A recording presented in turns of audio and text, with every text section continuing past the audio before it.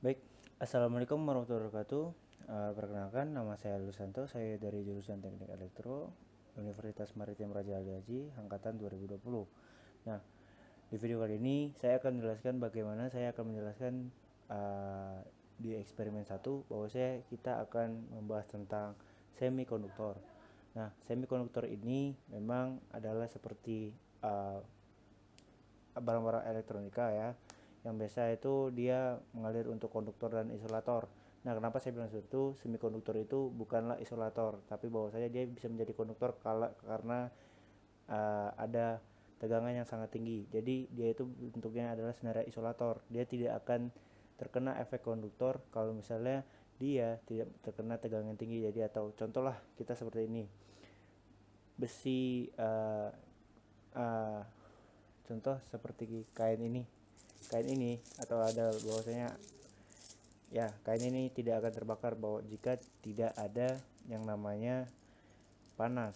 Nah, dia tidak akan mengalir seperti itu, cuman kita bukan membahas seperti itu. Nah, jadi kan kalau memang kita bahas konduktor, contohlah koin seperti ini, koin yang seperti ini jika terkena panas dia akan langsung panas. Tapi bahwasanya semikonduktor ini memang barang yang ibaratnya digunakan jika saat dia panas dia baru akan mengalir listrik. Nah, itu untuk segi pandang saya ya untuk semikonduktor. Nah, jadi setelah setelah di ini lagi memang semikonduktor itu ada yang namanya komponen-komponennya. Contoh lah seperti transistor, dioda sambungan, dioda zener, dioda terowongan, sirkuit terpadu dan penyarah logam.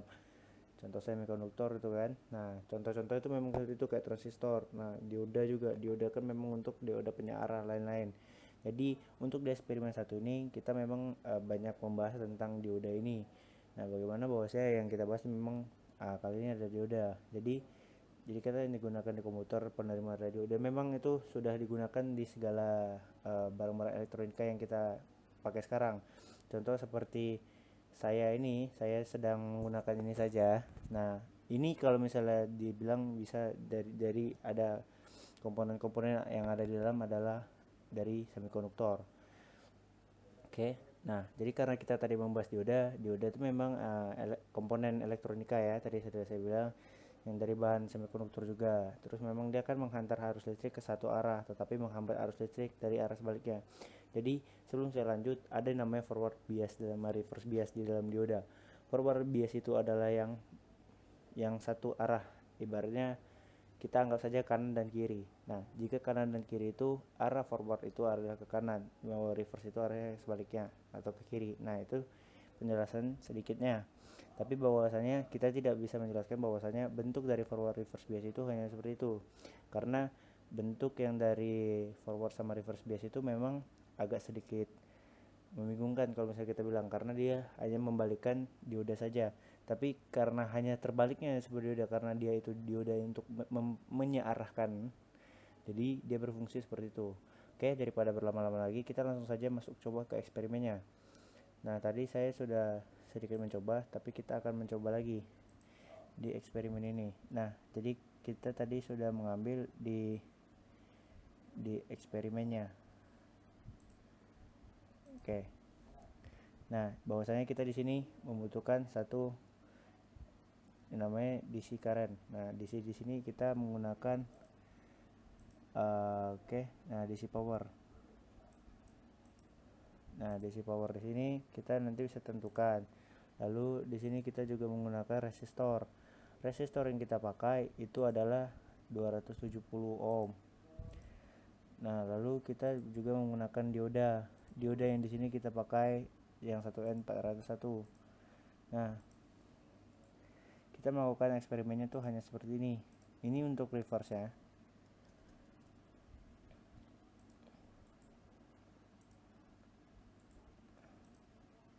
Lalu ini untuk yang ini untuk forwardnya dan ini untuk reverse nya, tapi sebelumnya kita coba dulu. Oke.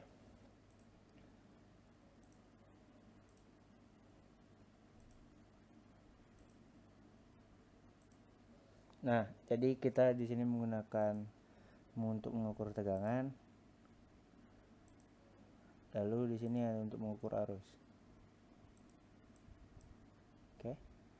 Nah, untuk 12 volt kita akan melihat bagaimana bentuk dari forward tadi. Nah, ini sudah bisa dijelaskan bahwasanya ini bentuk dari forward bias. Forward bias ini dia hanya mengalir untuk 12 volt karena dia di sini mengalir tetap 12 volt tegangannya, tidak ada hambatan sama sekali. Nah, dan untuk ini itu adalah hitungan 32 nanoampere. Oke, nanoampere ya. Jadi dia menghambat itu di bagian sini saja karena di bagian arus saja karena ini memang bentuk dari forward bias. Cuman ini kita bisa mengubah lagi karena ini kan tegangannya tadi 12 volt. Coba kita ubah untuk mencoba mengubah tegangannya. Kita coba ubah tegangan. Nah, lalu kita coba lagi. Oke, perbedaannya ada di sini. Jadi di sini kalau misalnya Anda lihat di sini tetap masih menjadi perubahan ini. Jadi kita hanya melihat bentuknya dari sini saja karena inilah karena kita juga menggunakan yang namanya pengukuran arus seperti ini. Jadi untuk pengukuran 5 volt itu tidak berpengaruh karena ini forward bias. Oke, bagaimana kalau misalnya kita mencoba ini ke reverse bias? Karena ini memang hanya berpengaruh di sini saja. Mungkin ini berpengaruh karena misalnya ada resistor. Oke. Dan ini sebenarnya sebenarnya itu memang juga berpengaruh, tapi sedikit berpengaruh saja di bagian ini. Di bagian ini ya, karena memang dioda itu bukan hanya sekedar menjadi penyara, tapi dia juga bisa menjadi penghambat. Oke. Nah, jadi ini kita coba hapus dulu. Oke.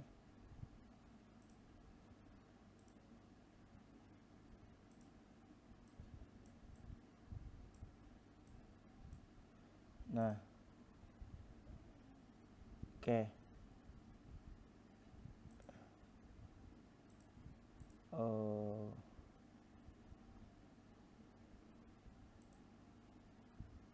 oke, mungkin ada sedikit masalah.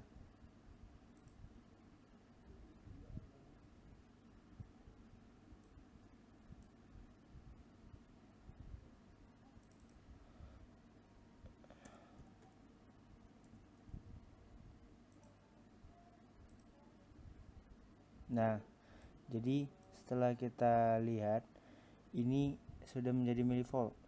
Nah, jadi kan kita bukan hanya melihat dari segi seperti ini aja. Forward bias itu memang dia mengarahkan ke satu arah saja. Jadi forward bias itu memang biasa digunakan untuk sekedar penghambat sedikit saja pada arus. Tapi tidak direkomendasikan juga bahwasanya kita akan menggunakan forward bias. Nah, jadi bagaimana bentuk dari reverse bias ini? Reverse bias itu kalau misalnya kita misalkan ini bentuknya dari sini, contohlah arahnya dari sini. Arah yang kita lakukan dari sini terhambat di sini.